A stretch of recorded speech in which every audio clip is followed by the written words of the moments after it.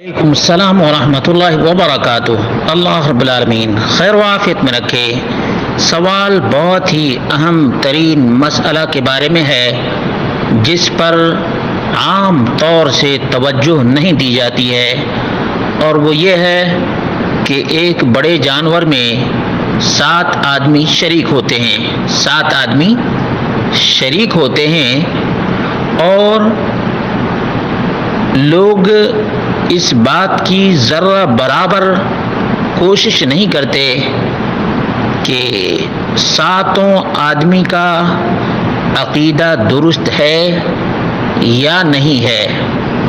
بس 7 کی عدد پوری کرنے کے لیے کسی بھی مزاری،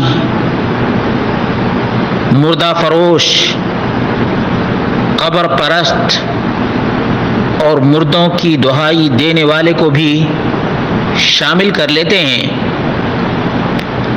تو کیا ایسی قربانی قبول ہوگی؟ اس کا جواب یہ ہے کہ مشرک کا کوئی بھی عمل قبول نہیں ہے، مشرک کا کوئی بھی عمل قبول نہیں ہے، کیونکہ اللہ رب العالمین نے اعلان کر دیا ہے کہ مشرک کا عمل مردود ہے، ناقابل قبول ہے، اور مشرک خسران مبین کا شکار ہے۔ چنانچہ اللہ رب العالمین نے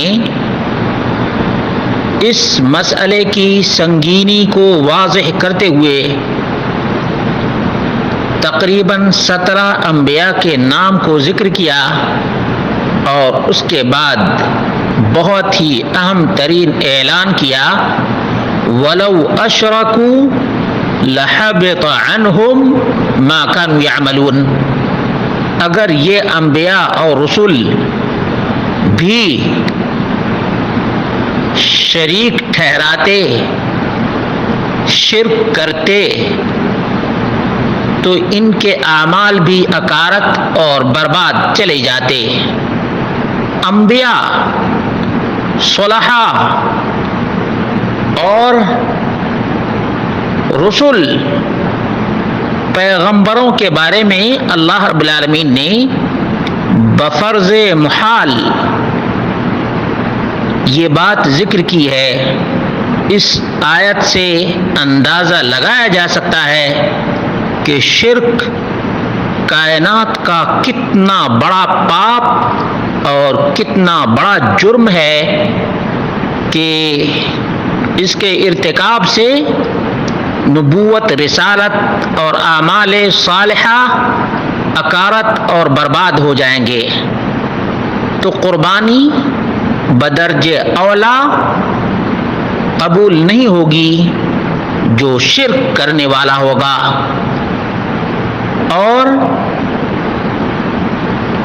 شرک کی ملاوٹ جس قربانی میں ہو جائے اللہ رب العالمین اس کو قبول نہیں کرے گا۔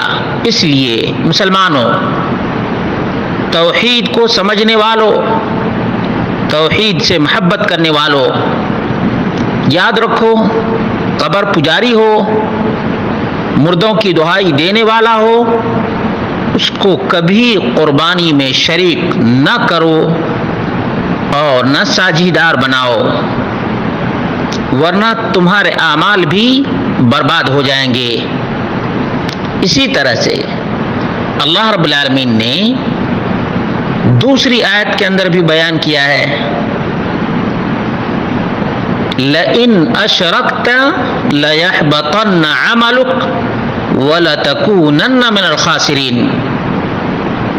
تمام انبیاء علیہ السلام پر یہی بات وحی کی گئی، اور محمد رسول اللہ صلی اللہ علیہ وسلم پر بھی یہی وحی آئی کہ اگر تو نے شریک ٹھہرایا تو تمہارے اعمال بھی اکارت اور برباد چلے جائیں گے۔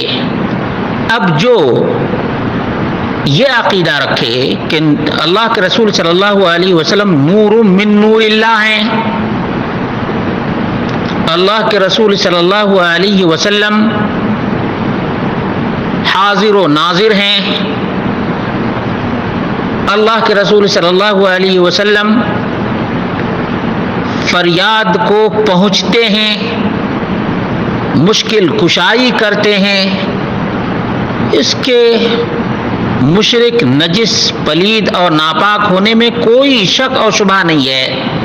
اس لیے ایسے پلید، نجس اور ناپاک کو 7 حصوں میں سے ایک حصہ دار بنانا درست نہیں ہے، ورنہ تمام کی قربانی اکارت چلی جائے گی اور مردود ہو جائے گی۔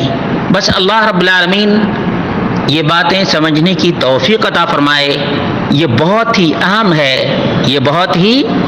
اہم ہے کہ اللہ رب العالمین موحدین کی قربانی کو قبول کرتا ہے، مشرکین کی نہیں۔